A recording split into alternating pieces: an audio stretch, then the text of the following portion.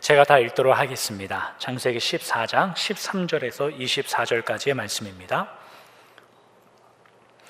도망한 자가 와서 히브리 사람 아브라함에게 알리니 그때에 아브라함이 아모리 족속 마므레의 상수리 숲을 근처에 거주하였더라. 마므레는 에스골의 형제요 또 아넬의 형제라. 이들은 아브라함과 동맹한 사람들이더라. 아브라함이 그의 조카가 사로잡혔음을 듣고 집에서 길리고 훈련된 자 318명을 거느리고 단까지 쫓아가서 그와 그의 가신들이 나뉘어 밤에 그들을 쳐 부수고 다메섹 원편 호바까지 쫓아가 모든 빼앗겼던 재물과 자기의 조카 롯과 그의 재물과 또 부녀와 친척을 다 찾아왔더라. 아브라함이 그돌라오멜과 그와 함께한 왕들을 쳐 부수고 돌아올 때에 소돔 왕이 사회 골짜기 곧 왕의 골짜기로 나와 그를 영접하였고 살렘 왕 멜기세덱이 떡과 포도주를 가지고 나왔으니 그는 지극히 높으신 하나님의 제사장이었더라. 그가 아브라함에게 축복하여 이르되 천지의 주제이시오 지극히 높으신 하나님이여 아브라함에게 복을 주옵소서. 너희 대적을 내 손에 붙이신 지극히 높으신 하나님을 찬송할지로다 하매 아브라함이 그 얻은 것에서 10분의 1을 멜기세덱에게 주었더라. 소돔 왕이 아브라함에게 이르되 사람은 내게 보내고 물품은 네가 가지라. 아브라함이 소돔 왕에게 이르되 천지의 주제이시오 지극히 높으신 하나님 여호와께 내가 손을 들어 맹세하노니 네 말이 내가 아브라함으로 치부하게 하였다 할까 하여 너에게 속한 것은 실 한 오락이나 들매끈 한 가닥도 내가 가지지 아니하리라. 오직 젊은이들이 먹은 것과 나와 동행한 아넬과 에스골과 마므레의 분깃을 제할지니 그들이 그 분깃을 가질 것이니라. 아멘. 오늘은 14장에 있는 말씀으로 저희가 아브라함과 하나님의 나라 5번째 말씀을 나눠보도록 하겠습니다. 아브라함의 선택은 그의 믿음과 신앙의 간절함의 크기의 결과가 아니었습니다. 아브라함은 우상을 섬기던 가정에서 태어나고 자라왔습니다. 그럼에도 영광의 하나님이 그에게 나타나셔서 그를 택하여 부르시고 큰 하나님의 나라로 이끄셔서 만들어 가실 것이다 라는 것, 그것을 확증해 나가시는 것이 아브라함의 인생이었다는 것입니다. 그러면 아브라함이 이것을 처음부터 잘 이해하여 따라갔는가를 생각하면 그는 처음부터는 충분히 이해하지 못했다는 것입니다. 그것에 대한 증명이 그가 가나안 땅에 오다가 중간에 정착한 하란의 이야기이고, 또 그곳에서 아버지가 죽은 후에 마침내 가나안 땅에 들어왔지만, 그러나 가나안 땅에 기근이 들었을 때에 기근이 오더라도 살아남을 수 있는 그 큰 민족을 이루고자 했던 일이 애굽을 내려가는 일이었습니다. 그러나 하나님께서는 이 모든 사건들을 모두 거부하셨습니다. 그렇게 세울 나라가 아니다 라는 거였습니다. 그 이후에 하나님은 그 자그마한 기초와 기반을 마련합니다. 그 내용은 뭐냐면, 그러면 하나님의 나라는 무엇 위에 세워져야 되는가에 대한 기초라는 것입니다. 그것이 내가 가진 힘과 방법이 아니라면 하나님의 방법은 무엇이 있겠는가? 그렇다면 하나님은 그 방법으로 나를 이끌어 가실 것이다 라는 어떤 작은 이해를 가졌다는 겁니다. 그것이 저희가 지난번에 살펴본 아브라함의 조카 롯과 헤어질 수 있는 근본이 되는 겁니다. 어디를 가든지 하나님께서는 큰 민족을 이룰 것이다. 그가 우하던 내가 좌하던 하나님은 우리를 통하여 하나님의 나라를 이끌어 가실 것이다 라는 작은 믿음의 기초와 틀을 마련한 것이 아브라함의 처음 시작이었습니다. 이런 과정들을 생각할 때 우리가 조심해야 될 것이 있습니다. 어떠한 것이냐면, 아브라함의 믿음의 깊이와 이해가 훌륭해서 하나님께서 계속해서 능력을 부어주신다 라는 것이 아니라는 말입니다. 우리가 계속해서 살펴보는 것은 하나님의 계획과 하나님의 인도하심이 성실하시고 온전하신 것이지, 그 하나님이 그럼에도 불구하고 연약하고 약한 아브라함을 이끌어 가신다는 것, 그것이 성경이 우리에게 하고 싶은 이야기입니다. 여기까지가 저희가 지난번까지 살펴본 내용이고, 오늘은 그 이후의 말씀을 나눠보도록 하겠습니다. 지난번 마지막에 살펴본 것은 조카 롯이 아브람과 헤어져서 요단강 동편에 있는 요단 동편 지역을 롯이 선택하였습니다. 그러나 롯은 점차 물을 따라서 남쪽으로 그의 거주를, 그의 장막을 옮겼는데 소알까지 이르고 더 남쪽으로 내려가니까 우리가 잘 아는 소돔과 고모라의 땅까지 이동하게 되었던 것입니다. 그런데 소돔과 고모라라는 이 나라는 우리가 읽은 14장 2절과 4절 같은 데 보면은 동방의 엘람 나라의 그돌라오멜이라는 왕이 있는데, 이 왕에게 12년간 조공을 바쳤던 그런 나라였습니다. 소돔과 고모라는. 그런데 무슨 이유인지 성경이 기록하지는 않지만 더 이상 우리가 그돌라오멜 왕에게 조공을 바칠 수 없다라고 반역을 합니다. 이 소돔과 고모라 왕이. 그러자 동방의 그돌라오멜 이 왕이 그 주변에 있는 4개의 나라와 연합을 맺어서 연합군을 형성합니다. 연합군을 형성해서 소돔과 고모라를 포함한 그 주변에 있는 5개의 나라를 침공하여 모든 재물과 양식과 사람들을 잡아갑니다. 그때의 아브라함의 조카 롯이 함께 이제 붙잡혀 가는 내용입니다. 전쟁이 어떻게 이루어졌나를 우리가 읽지 않은 11장 이제 3절부터 나오는 이 전쟁의 내용이 어떻게 이루어졌나를 잠깐 생각한다면, 동방의 이 큰 4개의 나라의 연합군이 1절 같은 데 말씀을 보면 시날 왕 이렇게 시작해요. 시날이란 동네가 사실은 갈대아 우르, 아브라함이 원래 살고 있던 동네와 같은 동네, 멀지 않은 동네입니다. 이 말은 즉슨 그 동방의 4개의 연합군, 그 지역들은 적지 않은 나라라는 의미고, 문화와 도시가 이미 형성된 굉장히 어느 정도의 규모를 가진 나라라는 겁니다. 그리고 소돔과 고모라가 어디 있냐면 이스라엘 남쪽으로 쭉 내려오면 이스라엘 그 사해 끝에 있는 나라란 말이죠. 그러니까 2절에 나오는 소돔과 고모라를 포함한 5개의 나라는 굉장히 약국, 그러니까 소국이란 뜻입니다. 그런 나라를 이 동방의 이 4대의 큰 나라들이 연합군을 만들어서 쳐들어온다는 내용인데, 이 전쟁하는 내용을 4절부터 9절까지 쭉 여러분들이 찬찬히 읽어보시면 이 동방에 있는 4개의 연합군이 어떻게 쳐들어오냐면, 이제 서쪽으로 내려와서 6절 같은 데 보면 세일 땅을 점령해서 이제 남쪽으로 내려옵니다. 세일 땅은 어디냐면 요단강 중간 정도, 이스라엘의 중간 정도에서 오른쪽으로 요단강을 건너면 있는 땅이 세일 땅이에요. 나중에 이제 에서가 살게 되는 나라가 되는데, 거기를 거쳐서 남쪽으로 어디까지 내려가냐면 8절 같은 데 보면 가데스까지 내려간단 말이죠. 7절에 보면 가데스까지 내려가는데, 가데스는 사막이에요.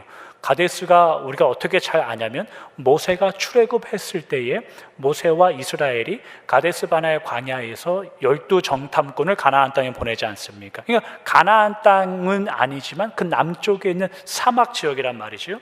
그러니까 이 4개의 연합군이 이스라엘의 동편에 있는 지역을 다 휩쓸고 내려오다가 이스라엘 남쪽에 있는 사막까지 확 점령을 하고 다 차지하고 있다는 뜻이에요.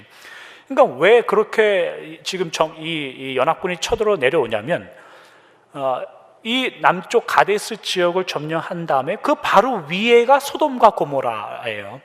여기를 점령하고 위로 올라가면 지금 아브라함이 살고 있는 헤브론까지 치고 올라간단 말이죠. 그러니까 이렇게 치고 올라갈 때 남쪽에 있는 다른 나라가 중간에서 공격해 올라오면 이 4개의 연합군들도 샌드위치를 끼게 되니까 동쪽과 남쪽을 먼저 쑥대밭을 만드는 겁니다. 그래서 차근차근 위로 올라가는 거예요. 그게 이제 연합군의 계획인 거예요. 소돔과 고모라에서 조금만 올라오면 이스라엘, 헤브론, 이게 탁탁탁 건너난단 말이죠.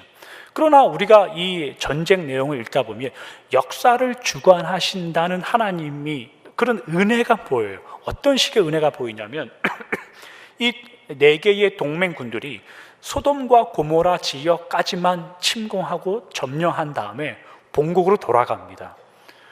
위에 북쪽으로 조금 더 올라와서 이스라엘과 헤브론을 공격하지 않고 소돔과 고모라에서 다시 동방으로 그냥 돌아간단 말이죠. 강대국이 한번 이런 약국들을 침략하고 이렇게 차근차근 먹다 보면 그 안에 있는 죄악들이 굉장히 눈덩이처럼 커집니다. 조금만 더 가면 다른 나라를 점령할 수 있고, 이왕 이렇게 된 거 조금만 더 가보자 라고 마땅히 생각할 수도 있는데, 하나님의 역사를 어떻게 이루어 가시면 그들로 하여금 그냥 자기네 본국으로 돌아가게 합니다. 오늘 저희가 읽었던 본문은 이들이 그렇게 돌아간 이후의 내용인데, 그렇게 전쟁통에 한 친구가 도망을 나옵니다. 도망에 와서 13절 같은 데 보니까 아브라함을 찾아옵니다. 아브라함을 찾아와서 여차여차해서 소돔과 고모라가 지금 멸망하고 큰일 나고 당신의 조카도 잡혀갔습니다. 이런 이야기를 해요.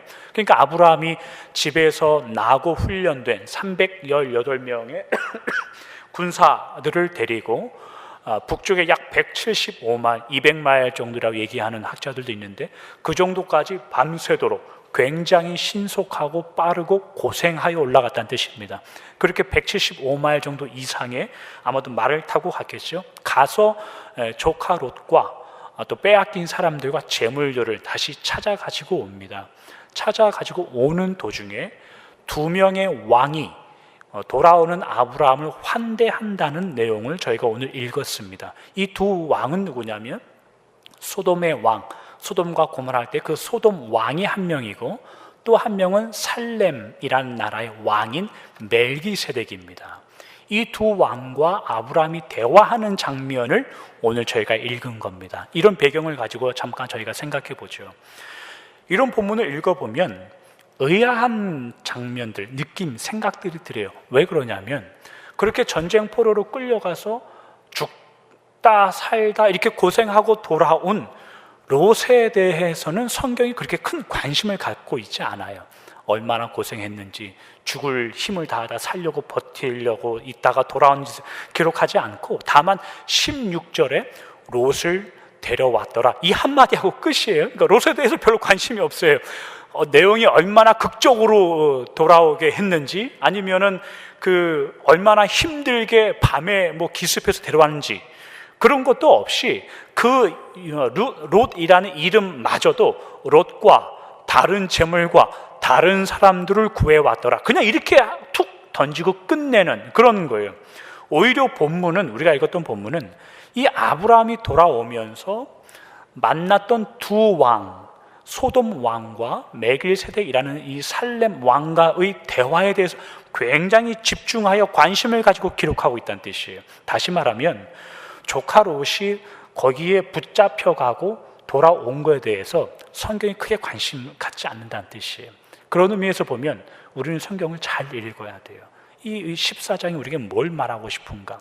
도리어 이 두 왕과 대화하는, 그래서 아브라함이 하나님을 어떻게 알아가고 그가 어떻게 변해가는가를 우리에게 보여주고 싶은 거예요. 오늘은 저희가 그 내용을 한번 나눠보려고 하는 겁니다. 아브라함이 만나는 이 두 명의 왕을 생각하면 굉장히 비슷해 보이는 점도 있고 다른 점도 있습니다. 비슷해 보이는 점은 뭐냐면 17절 같은 데 보면 소돔 왕이 전쟁에서 돌아오는 아브라함을 그 왕의 골짜기, 샤엘이라고 나오는데 왕의 골짜기에서 영접합니다. 소돔 왕이 아브라함을. 18절 같은 데 보면 이 멜기세덱이라는 왕도 돌아오는 아브라함을 영접하러 나갑니다. 이건 굉장히 비슷한 내용이에요. 이 21절 같은 데 보면 소돔 왕이 또 어떤 일을 하냐면 그렇게 돌아오는 아브라함을 되찾아준 것에 감사하여 소돔 왕이 모든 재물을 아브라함에 주려고 해서 환대하는 장면이 나와요. 이와 비슷하게 18절 같은 데 보면 멜기세덱이라는 왕도 포도주와 떡을 준비하여 아브라함과 그의 군사들의 지침, 이제 힘든 것을 노고를 취하는 듯한 음식을 나눠주는 장면들이 나와요.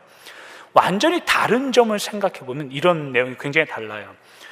소돔이라는 나라는 어쨌거나 이제 나중에 18장, 19장 이런 데 넘어가면 하나님께서 징계를 내려서 소돔과 고모라가 멸망하는 이제 그런 나라가 되는데, 이 소돔의 왕은 그런 죄악된 나라, 하나님께서 이제 멸망시킬 어떤 나라의 대표로서 지금 아브라함을 만나고 있다는 뜻이에요. 그럼 멜기세덱은 어떠냐라고 생각하면 멜기세덱이 살렘이라는 나라의 왕이다라고 나오는데, 살렘은 우리가 잘 아는 그 히브리어의 샬롬이라는 말하고 똑같은 거예요. 샬롬은 평화라는 뜻이죠. 우리가 인사할 때 샬롬 이렇게 인사하듯이 평화라는, 나라의 이름이 평화라는 뜻이 멜기세덱, 멜기라는 것은 멜렉이라는 히브리어 단어가 있어요. 멜렉은 왕이라는 뜻이에요. 거기에 소유격, 그래서 나의 왕이라는 뜻이에요. My King이라는 뜻이고, 세덱이라는 뜻은 의, righteousness, 의라는 뜻이에요. 그러니까 멜기세덱이라는 뜻은 뭐냐면 나의 왕은 의롭습니다 라는 뜻이거나 의로운 나의 왕이란 뜻이에요. 그러니까 이걸 종합해보면 멜기세덱이란 왕은 평화라는 나라를 다스리고 있는 의로운 왕이란 뜻이에요. 그러니까 그런 왕이 지금 아브라함을 와서 만나고 있다는 뜻이에요. 또 이 두 왕 사이에 굉장히 큰 대조가 뭐냐면 23절 같은 데 보면 소돔의 왕이 아브라함을 환대해 주는 이유가 따로 있어요. 그 이유가 뭐냐면 일종의 뇌물 같은 거예요. 나중에 아브라함이 잘 돼서 아브라함이 나중에 큰 민족, 지금 우리가 소돔과 고모라는 도망갈 수밖에 없는 이런 전쟁에서 저 기습전을 치러서 이길 정도면 나중에 이 사람이 어떻게 될지 모르니까 이 사람이 잘 되면 나중에 나도 득이나 좀 봐야 되겠다라고 하여서 뇌물 형식으로 재물을 준단 말이죠. 그걸 아브라함은 받지 않습니다. 거부합니다. 도리어 내가 하나님께 손을 들어 맹세한다라고 말할 정도로 다시는 이 안건에서 나와 타협할 생각을 하지 마시오라고 해서 소돔 왕을 멀리 그냥 보내버립니다. 반면에 멜기세덱과 아브라함이 대화하는 주제는 굉장히 달라요. 멜기세덱은 무슨 이야기 하냐면 지극히 높으신 하나님이라는 표현을 쓰고 축복, 복이라는 단어를 쓰고 대적을 이기시는 하나님, 이런 단어를 쓴단 말이죠. 대화하는 내용들이.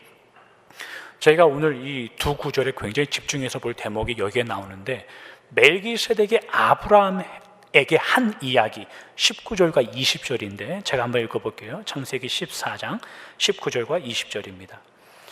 그가 아브라함에게 축복하여 이르되 천지의 주제이시요 지극히 높으신 하나님이여 아브라함에게 복을 주옵소서. 너희 대적을 네 손에 붙이신 지극히 높으신 하나님을 찬송할지로다 하매 아브라함이 그 얻은 것에서 10분의 1을 멜기세덱에게 주었더라. 오늘 저희는 멜기세덱이 누구인가에 대해서 말씀을 나누지는 않을 겁니다. 이것도 분량이 많기 때문에 여러분들 개인적으로 히브리서 5장에서 7장 이런 데 보면 예수님께서 오심이 멜기세덱의 반차를 따라, 다시 말하면 멜기세덱의 계통 안에 예수님께서 오셨다라는 표현을 씁니다. 그러나 이 말은 히브리서 7장 15절 같은 데 보면 멜기세덱 같은 제사장이라는 뜻이에요. 멜기세덱 같은 제사장이라는 뜻이고, 히브리서 7장 3절 같은 데 보면 멜기세덱을 어떻게 표현하냐면 아버지도 없고 어머니도 없고 족보도 없고 생명의 끝도 없다, 이렇게 표현해요. 그 바람에 오늘 아브라함이 만나는 멜기세덱이 마치 아버지도 없고 어머니도 없고 생명의 끝도 없는 천사이거나 예수님과 비슷한 능력을 가진 어떠한 신비한 존재로 읽어서는 절대 안 돼요. 그런 의미가 아니에요. 나중에 멜기세덱에 관한 설명은 기회가 되면 설명드리도록 하고, 지금 아브라함이 만나는 멜기세덱은 소돔 왕과 대조되어서 나오는 그냥 한 왕일 뿐이에요. 거기서 멈추셔야 돼요. 더 나아가면 이상한 교회 되는 거예요. 그래서 그냥 멈추셔야 돼요. 더 생각해서는 안 돼요. 멜기세덱의 생각을 하면 이런 생각도 있을 수 있어요. 가나안 땅이라는 곳에서 아브라함을 통하여 하나님께서 큰 나라를 만들어 가시는데 아브라함 못지않게 하나님의 나라에 대한 이해를 가지고 있는 나라와 왕이 있었다라는 걸 생각해 보면 그것도 아브라함에게 굉장히 은혜가 됐을 거예요. 그런 의미로 멜기세덱을 보시면 돼요. 멜기세덱의 이야기는 다음에 기회가 되면서 하죠. 저희가 오늘 생각해 볼 것은 여기서 멜기세덱이 아브라함에게 보여주는 몇 가지가 있어요. 굉장히 중요한 의미가 있어요. 그 첫 번째가 뭐냐면 19절 같은 데 보시면 그가 아브라함에게 축복하여 이르되, 이런 말이 거기 나와요. 그리고 어떻게 기도하냐면 하나님께서 아브라함에게 복을 주시옵소서, 그런 말이 나와요. 다시 말하면 이게 무슨 말이냐면 하나님께서 멜기세덱을 통하여 아브라함이 결심하고 이행하고 실천한 어떤 일에 대하여 그 가나안 땅 안에 축복하는 존재가 있었다는 뜻이에요. 아브라함이 결정하고 진행한 어떤 일에 대하여 그를 축복하는 어떠한 왕이 그 가나안 땅 안에 있었다는 이야기예요. 이게 별것 아닌 것처럼 우리는 읽지만 아브라함에게는 굉장히 별일입니다. 어떤 의미에서 그러냐면 창세기 12장 1절에서 3절에 있는 말씀입니다. 여호와께서 아브라함에게 이르시되 너는 너의 고향과 친척과 아버지의 집을 떠나 내가 너에게 보여줄 땅으로 가라. 내가 너로 큰 민족을 이루고 내게 복을 주어 내 이름을 창대하게 하리니 너는 복이 될지라. 너를 축복하는 자에게는 내가 복을 내리고 너를 저주하는 자에게는 내가 저주하리니 땅의 모든 족속이 너로 말미암아 복을 얻을 것이라 하신지라. 하나님께서 아브라함에게 내가 너에게 보여줄 땅으로 가라. 너는 큰 민족이 될 것이다. 너를 축복하는 자에게는 내가 그를 축복하고 너를 저주하는 어떠한 자더라도 내가 그를 저주할 거다. 이 약속이 하나님께서 주신 약속이었습니다. 그러나 아브라함의 현실을 보면 우리가 처음부터 나눴듯이 한 부족 국가로서 굉장히 큰 대이동하는 겁니다. 그것도 모르는 땅으로, 그것도 문명에서 살던 한 부족 국가가 완전히 미개한 땅으로 온 겁니다. 이러한 한 부족 국가가 이동하게 되면 그 이미 살고 있는 다른 도시들, 이 가나안 이스라엘 땅에 살고 있는 그 사람들에게는 굉장한 위협이 됩니다. 그리고 어떤 일이 일어날지 몰라요. 쉬운 예로 아브라함은 굴러 들어온 돌 아닙니까? 그럼 거기에 박혀있는 돌들이 있단 말이죠. 조그만 나라들이. 이 박혀있는 나라들이 당신들 어서 오시오 하고 받아주기가 쉽지 않단 말이죠. 왜냐하면 오늘날의 정치의 나라 간의 협력 이런 걸 생각하면 그럴듯해 보이기는 합니다만 옛날 고대 국가에서는 그런 일이 일어나지 않습니다. 점령을 하면 속국이 되든지 식민지, 지배가 되든지 피지배가 되든지 그거밖에 나눠지지 않습니다. 동맹한다는 의미는 최소한의 서로 간에 유익이 있을 때만 그렇게 하는 겁니다. 지금 4개의 동방의 연합군이 형성되는 이유도 그렇게 뇌물을 받아오고 조공 바친 것을 나눴기 때문에 충분히 이해가 되는 것이 단순히 내 목숨을 걸고 가서 도와줄 일이 없다는 겁니다. 이런 아브라함 편에 생각하면 그런 아브라함의 편이 생기는 일, 그런 이방 땅에 모르는 땅에 와서 아브라함에게 네가 번성하고 복받는 자가 되길 바란다라고 축복하는 일이 생긴다는 건 쉬운 일이 아니란 뜻이에요. 세상의 관점에서 보면 그럴 수 있습니다. 그 대표가 이 소돔의 왕이에요. 어떤 의미냐면 그가 아브라함에게 뇌물을 주어서 나중에 네가 잘 되거나 어떤 일이 생기면 나 좀 도와줘라. 거기에 성경에 보면 치부하게 될까 봐 라는 표현이 나온단 말이죠. 이 말은 내가 아브라함에게 재물을 주어서 그가 부를 쌓게 돼서 복받는 나라가 되었다라는 것에 대해서 아브라함이 거절하고 있다는 뜻인데, 만약 이런 일이 일어나면 하나님의 큰 나라라는 것이 이방 나라 사람의 재물을 얻어서 커진다는 겁니다. 이걸 알기 때문에 아브라함이 걷어내는 거예요. 세상의 관점에서 보면 그런 식으로 보면 복을 줄 수는 있어요. 한 나라가 아브라함에게 있어서. 그러나 지금 소돔 왕과 달리 멜기세덱이라는 이분은 하나님의 이름으로 아브라함을 축복한단 말이죠. 하나님의 이름으로 축복하는 내용의 그 위대함, 아브라함이 가나안 땅에서 드디어 복을 받는 존재가 되었는 그 의미란 말이죠. 그래서 아브라함에게는 굉장히 중요한 거예요. 또 어느 편에서 아브라함이 복을 받는 존재가 되었다는 게 왜 중요하냐면, 하나님이 약속하신 게 누군가가 너를 축복하면 내가 그 사람을 축복하겠다 이렇게 말했단 말이죠. 누군가가 너를 저주하면 내가 그를 저주하겠다. 아브라함 편에 있어서 멜기세덱이 아브라함을 축복했을 때 아브라함이 기대하는 건 뭐냐면, 그러면 하나님이 이 나라를 축복할 거다라는 뜻이에요. 여기가 큰 민족이 된다는 첫걸음이었습니다. 아브라함이 지금 이해가 넓혀진다는 뜻이에요. 그의 민족이 커진다고 하였을 때에, 다만 소돔 왕이 주는 재물을 가져서 부하게 된다는 의미가 아니라 나를 축복하고 나를 이해하고 함께하는 하나님의 이름으로 그러한 자를 만나고 하나님이 분명히 그도 축복하는 자와 나라가 된다면 하나님의 나라는 더 커지지 않는가라는 것을 지금 아브라함이 경험하고 있다는 뜻이에요. 이것이 아브라함에게 굉장히 중요한 기회가 되고 사건이 되고 있다는 뜻입니다. 그래서 강조하고 있다는 뜻이 어디에서요? 가나안에서, 이방인의 땅에서 이방인으로 살고 있는 이 시기에. 두 번째, 그렇다면 멜기세덱이 아브라함을 축복하는 이유가 무엇인지 저희가 한번 생각해 볼 필요가 있어요. 멜기세덱의 축복이 단순히 그 소돔 왕처럼 아부에서 나오는 반사 이익, 일종의 투자 같은 것이 아니라면 이 의미가 뭔가를 생각할 때 아브라함이 결정한 선택과 그 일에 대해서, 그리고 그것을 실행한 어떤 일에 대해서 멜기세덱이 인정해 주고 있다는 뜻이에요. 인정해 주고 있다는 뜻이에요. 그렇다면 아브라함이 선택하여 결정하여 실행한 일이 뭘까요? 전쟁통의 조카 롯을 가서 데려온 일밖에 없죠. 지금 이 사건에서는 조카 롯을 데려온 사건이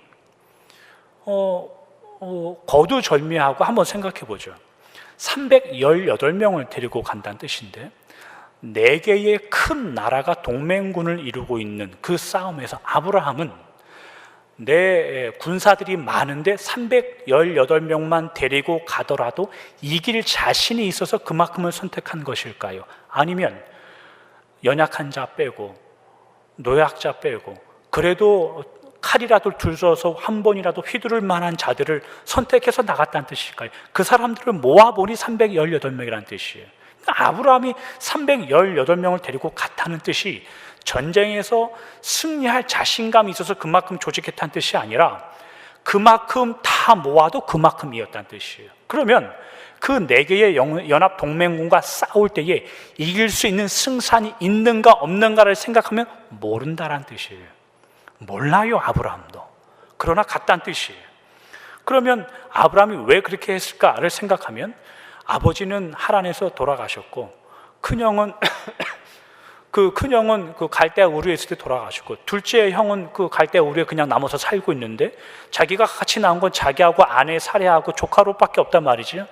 아이고, 피부치도 요거 하나 남았으니까 어떻게 해서든지 가서 찾아와야 되지 않겠나 라는 생각으로 다녀왔냐 이 말이에요. 우리가 생각할 것은 318명의 큰 숫자도 아닐 뿐더러 그렇게 4개의 나라가 다시 군대를 정비하고 정렬하여 이스라엘 헤브론을 쳐들어온다면 아브라함은 속수무책입니다. 그러니까 이 말뜻을 생각하면 그 이후의 일에 대해서 아브라함은 생각 있지 않다는 뜻이에요.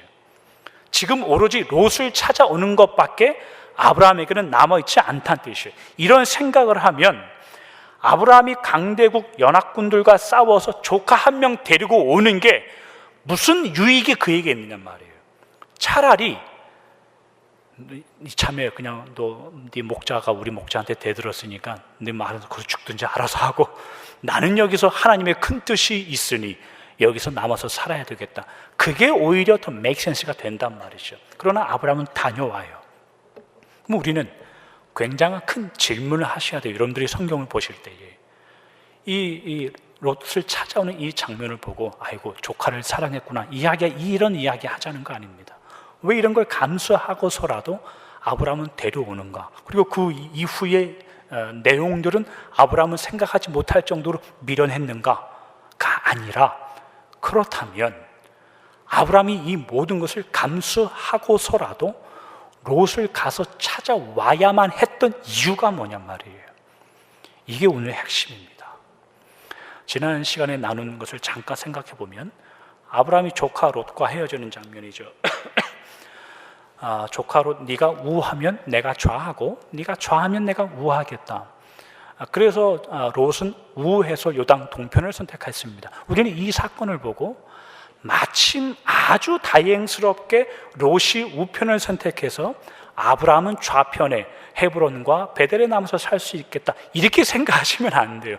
만약에 롯이 좌편을 선택해서 헤브론과 베델로 갔으면 아브라함은 동편을 선택해서 요단 지역으로 갈 수도 있다는 이야기예요. 아브라함은 그걸 염두에 두고 질문하고 있다는 뜻이에요.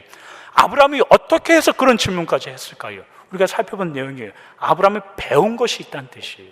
배운 것이 뭘 배웠냐면 하나님이 나를 통하여 세울 나라라는 것이 내가 지금 몇 번 시도했던 강대함, 세상의 방법, 내 경험, 내가 가지고 있는 어떤 능력의 문제가 아니라면 내가 내 가족과 싸워서 하나님의 뜻을 거스를 이유가 없다. 그러니 네가 우하면 내가 좌하겠다. 네가 좌하면 내가 우하겠다. 그게 하나님의 나라를 이루는 것에 크게 영향받지 않을 거다를 아브라함이 배웠다는 뜻이에요. 그래서 갈라진다는 뜻이에요.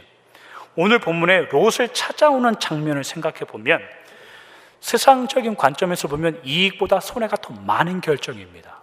조카 한 명을 찾기 위하여 어떤 일이 벌어질지 모르는 거고 318명이 4대 강국의 연합군들과 싸운다는 이야기는 이것도 우스운 이야기가 되는 거고 그렇게 찾아와 봤자 그 이후에 강대국이 다시 한번 전열을 가듬고 쳐들어오면 속수무책으로 당하는 거예요. 아무런 세상의 관점에서 보면 이익이 없는 거예요. 그러나 아브라함이 이 일을 결정하여 실행한 이유, 제가 볼 때는 한 가지밖에 없어요. 성경은 아무리 묵상하고 연구하고 이것저것 다 따져봐도 한 가지밖에 없어요. 이런 겁니다. 잘 들어보십시오. 하나님, 저를 통해서 어떠한 나라를 만드신다고 하셔서 여기까지 왔습니다. 그 나라가 제가 생각했던 방법이 아니라 그것도 자르고 이것도 자르고 해서 이 헤브론, 여기에 제가 지금 있습니다. 당신이 여기 이 땅을 주신다고 하였는데 그러면 하나님께서 주신다고 하는 이 땅에 어떤 위협이 오면 제가 뭘 선택해야 되는 겁니까? 라는 고민들 뿐만 아니라 하나님, 내 조카가 그곳에 내려갔으면 그곳에서 또 하나님의 큰 민족이 이루어지는 소식이 들려야 되는데 그렇게 붙잡혀 갔을 때에 그러면 하나님은 나를 통하여 큰 민족을 이룰 것이니 내 조카는 거기서 죽고 내버려 두고 상관하지 말고 내 소유물을 지키고 내가 괜한 싸움에 휘말리는 것이 아니라 나는 여기서 하나님의 큰 민족을 이루겠습니다 라는 것이 맞는 겁니까? 하나님, 제가 이 몇 번의 사건을 통하여 배운 하나님은 그런 분이 아니라는 것을 제가 압니다. 그러니 조카 롯을 데려오겠습니다 라고 가는 거예요. 그런데 그것이 강함과 용기가 아니었어요. 아브라함 마음엔 두 가지가 있습니다. 첫째는 그렇게 승산이 있는 싸움인지 없는 싸움인지 모릅니다. 그냥 추려보니 318명이었어요. 그 숫자를 그리고 데려가는 거예요.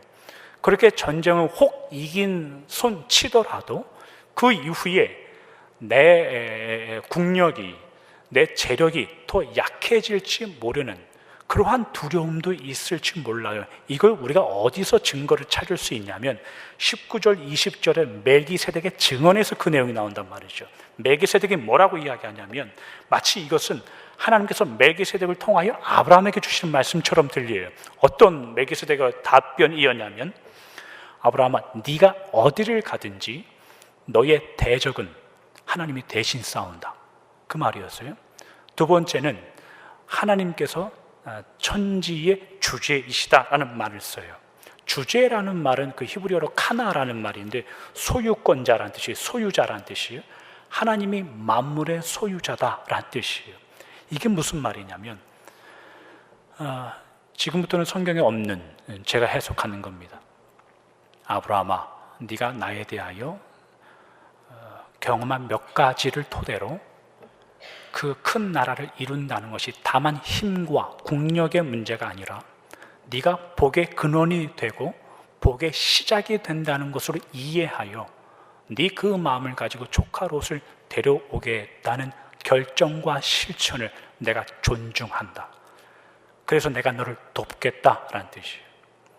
그러나 어디를 가든지 네가 만나는 모든 사람들과 충돌과 너의 대적이 만났을 때 두려워하지 말아라. 내가 싸울 거다.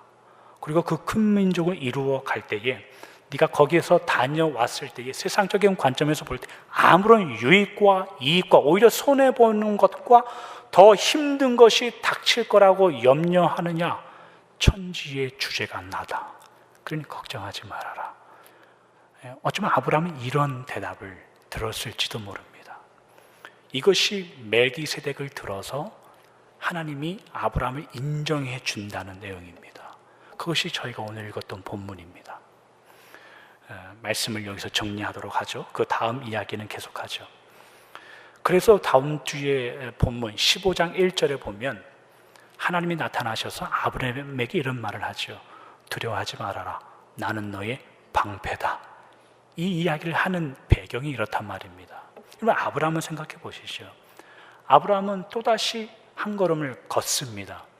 어떠한 걸음을 걷냐면 복을 받는 자가 되었음을 깨닫고 복을 주는 자가 되었음을 또 깨닫습니다. 어떠한 어려움과 환난과 공경에 있어서라도 자기 것을 확보하고 확증하여 가져서 민족을 이루어 하나님의 큰 민족을 이루어 간다는 의미가 아니라 하나님께서 주신 큰 민족의 의미가 그거라면 하나님 제 조카 찾아오는 게 맞는 거 아닙니까? 그래서 제가 가겠습니다. 그 아브라함의 마음에 대해서 하나님이 인정해 주셨다는 뜻이에요. 네가 드디어 복의 근원이 되는 게 뭔지 알기 시작했구나. 그 돌아온 이후에 그 결과는 어떻게 될지 몰라도, 돌아온 이후에 더 큰 연합군의 공격이 있을지 몰라도 아브라함은 하나님이 어떻게 해주겠지 않겠습니까? 라는 마음일지도 몰라요. 이런 아브라함의 마음을 잘 생각하면 아브라함이 318명을 데리고 그 연합군들에게 기습하는 이 장면에서 어쩌면 아브라함의 최종의 목표는 전쟁에 이겨서 롯을 다시 데려오는 게 아닐지도 모릅니다.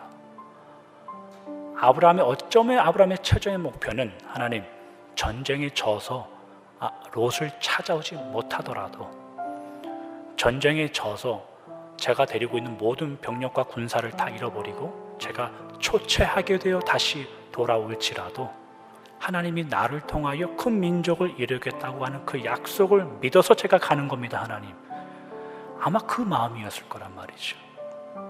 조카 롯을 데려오지 못하더라도, 본인의 작전이 실패하더라도 이게 아브라함의 믿음의 조상이 되는 또 다른 한 걸음이었다, 이 말입니다. 우리 이야기로 돌아와서 생각해 보도록 하죠. 하나님의 뜻을 아는 성도와 알아 살아가는 성도의 차이는 굉장할 겁니다, 여러분.